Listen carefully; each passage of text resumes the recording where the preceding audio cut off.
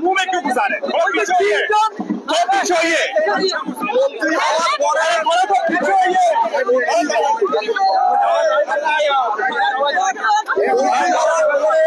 আপনার নিজের বিধানসভা ক্ষেত্রে এসে যেভাবে আপনি সম্বর্ধিত হচ্ছেন কতটা আপ্লুত?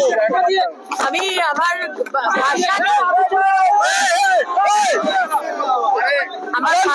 ভাষা নেই।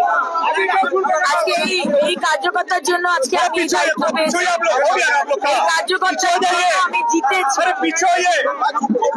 আর এই কার্যকর্তার জন্য আসানসোল দক্ষিণের মানুষের আশীর্বাদে আমি জিতেছি। তো আমার কোনো ভাষা নেই বলার। এর জন্যই আজকে আমরা সরকার করতে পেরেছি সারা বাংলায়, এবং অফকোর্স বাংলার মানুষের আশীর্বাদে। আজকে আমাদের সরকার হয়েছে, বাড়ি বাড়িতে আমরা উন্নয়ন পৌঁছে দেবো। আজকে আনন্দটা এই জন্য যে বাড়ি দিতে পারতাম না, জল দিতে পারতাম না, রাস্তা দিতে পারতাম না, বাথরুম দিতে পারতাম না, আজকে সেটা দিতে পারবো। আর সেটা আমার দপ্তর। আরো বেশি আমার আনন্দ যে আমার দপ্তর, আমি দিতে পারবো সবাই। নির্বাচনের আগে আমরা দেখেছি আপনি বলেছেন প্রচুর কাজ আছে, এখন তো কাজ আর কাজ, কিভাবে এখন সামলাবেন? এখন দেখুন একটা দুর্দান্ত টিম, যেখানে টিম লিডার হচ্ছেন আমাদের সম্মানীয় মুখ্যমন্ত্রী শুভেন্দু অধিকারী মহাশয়, অত্যন্ত ডাইনামিক এবং অ্যাক্টিভ। সমস্ত টিমকে নিয়ে উনি যেভাবে অলরেডি শুরু করে দিয়েছেন কাজ, আপনারা দেখতেই পাচ্ছেন। এবং আমার দপ্তরেরও একটা দুটো দপ্তরেরই দুর্দান্ত টিম। আমরা কমিটেড, আমরা কমপ্লিটলি কমিটেড। 5 বছর সময় এবং অনেক প্রতিশ্রুতি, মানে কাজ শেষ করতে হবে, সুতরাং সময় নিয়ে হাতে। 3 জন আইপিএস কে আজকে সাসপেন্ড করা হয়েছে আপনাদের সরকারের তরফ থেকে, আরো কি সবার মতন পরিস্থিতি আছে?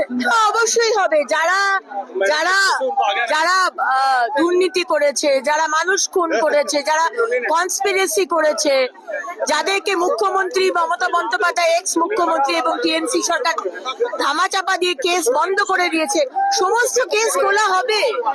এটা ভাবার কোনো কারণ নেই যে শুধু 3 জন, বিনীত গোয়েল এবং আরো 2 জনকে সাসপেন্ড করা হয়েছে। আরো অনেক কেস খোলা হবে, এবং অভয়ের কেস তো কমপ্লিটলি প্রায়োরিটি, শাস্তি হবে। তৃণমূল বলছে যে ভোট পরবর্তী হিংসাতে নাকি তাদের লোকেরা, নেতারা এলাকার বাইরে রয়েছে, এইটা নিয়ে কি বলবেন? দেখুন, আজকে বিধানসভায় মাননীয় মুখ্যমন্ত্রী খুব পরিষ্কার ভাবে বলে দিয়েছেন, যদি তৃণমূল তাদের নাম দিতে পারে যারা এলাকার বাইরে রয়েছে, যারা ভয়ে ঢুকতে পারছে না, কিন্তু তাদের 2021-এর এফআইআর এ পোস্ট পোল ভায়োলেন্সে বিজেপি কে মারার অভিযোগে যদি তাদের এফআইআর এর নাম থাকে, তাহলে আমরা কিছু করতে পারবো না।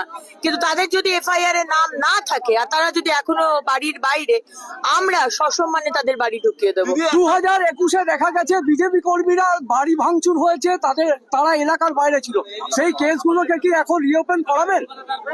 দেখুন, যা যা কেস হয়েছে, যেখানে মানুষের উপর অত্যাচার হয়েছে, অন্যায় হয়েছে, প্রত্যেকটা কেস খোলা হবে।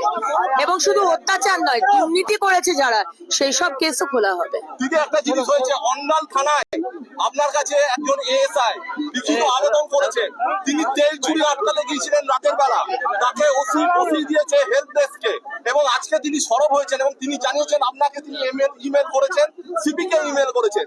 আপনি এ ব্যাপারে কোনো সিদ্ধান্ত নেবেন? আমি বিষয়টা জানি না, আমি আপনার কাছে প্রথম শুনলাম। যদি অন্যায় হয়ে থাকে, অবশ্যই আমি তার বিষয়ে কথা বলবো সিপি সাহেবের সঙ্গে। দিদি, আপনি যে জায়গায় দাঁড়িয়ে আছেন, পলিউশন নিয়ে আপনি বলেছিলেন পদক্ষেপ। পলিউশন হচ্ছে আমাদের কাছে একটা খুব প্রায়োরিটি ডিপার্টমেন্ট এবং প্রায়োরিটি বিষয়। যেখানে যেখানে পলিউশন, আমাদের মাননীয় মুখ্যমন্ত্রীও বলে দিয়েছেন, দামোদর এবং দামোদরের মতো নদী থেকে বালি চুরি করা, কয়লা চুরি করা, এই সমস্ত কিছু ইল্লিগাল যা কাজ, সেগুলো বন্ধ হয়ে যাবে। এবং বারবার এই মঙ্গলপুর ইন্ডাস্ট্রিয়াল এলাকাতে আমরা এসে কারখানাদের বলেছিলাম, যেখানে পলিউশন বন্ধ করার জন্য মেশিন আছে, কিন্তু তারা মেশিন চালায় না, তারা নিজেদের মুনাফা বাড়াবার জন্য মেশিন চালাতো না, কিন্তু আজকে বক্তারনগরের প্রতি বাড়িতে কারুর লাং ক্যান্সার, কারুর সিওপিডি, কারুর অন্যরকম অসুখ। সুতরাং আজকে বিজেপির সরকার, আজকে মোদিজির সরকার এসেছে, পরিবর্তনের সরকার, এবং অবশ্যই বক্তারনগরে আর এই মঙ্গলপুর এই এতে ইন্ডাস্ট্রিয়াল এতে এখন আর হবে না। আমরা এখন এসে গেছে, আমরা করতে দেব না, পলিউশন করতে দেব না আমরা।